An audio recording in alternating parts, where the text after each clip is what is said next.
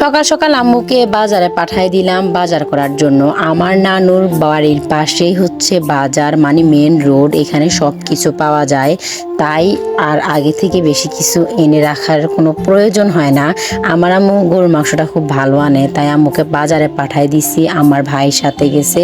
এই ফাঁকে আমরা সবাই যত কাজ আছে গুছিয়ে রাখতেছি। আমার আম্মু আসলে রান্নাটা বসাই দিবে।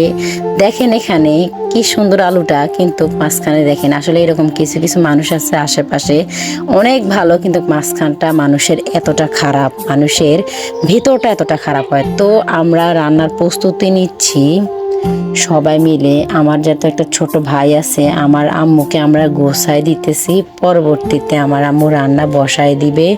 তো এখানে সব কিছু রান্নার প্রসেসিং চলতেছে। আমরা যেহেতু মানুষ কম বেশি আছি, তাই রান্না বান্নাটাও বেশি এবং আগে আগে বসায় দিতে হয়। তো আমাকে দিয়ে দিল মশলা বাটার জন্য। আমার মশলা বাটতে ভালো লাগে, তাই আমি মশলাটা বেটে ফেললাম, বেটে দিয়ে দিলাম রান্না করার জন্য। সবার সাথে একটু শেয়ার করলাম। আজকের ব্লগটা হচ্ছে নানুর বাড়িতে। আমার নানুর বাড়িতে আমার খুবই ভালো লাগে। আসলে নানুর বাড়ির স্মৃতিগুলো মানুষের মাঝে থেকে যায়।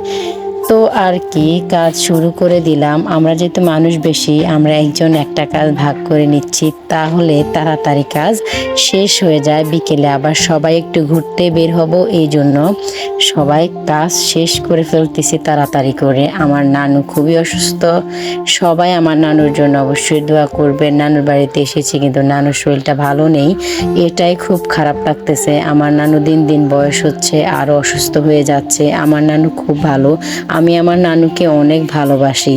সব সময় নানুর টানে বেশিরভাগ সময় মামার বাড়িতে আসা হয়। নানুর টানটা হচ্ছে বড় টান। আল্লাহ পাক যেন আমার নানুকে সবসময় ভালো রাখে। আমাদের রান্না বান্না শেষ, খেতে বসে গেলাম সবাই মিলে। আমার আব্বু, বাচ্চারা আছে, সবাইকে আগে খাবার খাইয়ে দিয়ে আমরা সবাই, আন্টি, আম্মু, আপু, নানু সবাই একসাথে খেতে বসেছি। তো সবাই ভালো থাকবেন, সুস্থ থাকবেন, আমার জন্য দোয়া করবেন, আমার ভিডিওর সাথেই থাকবেন, অনেক কিছু দেখতে পারবেন। ধন্যবাদ।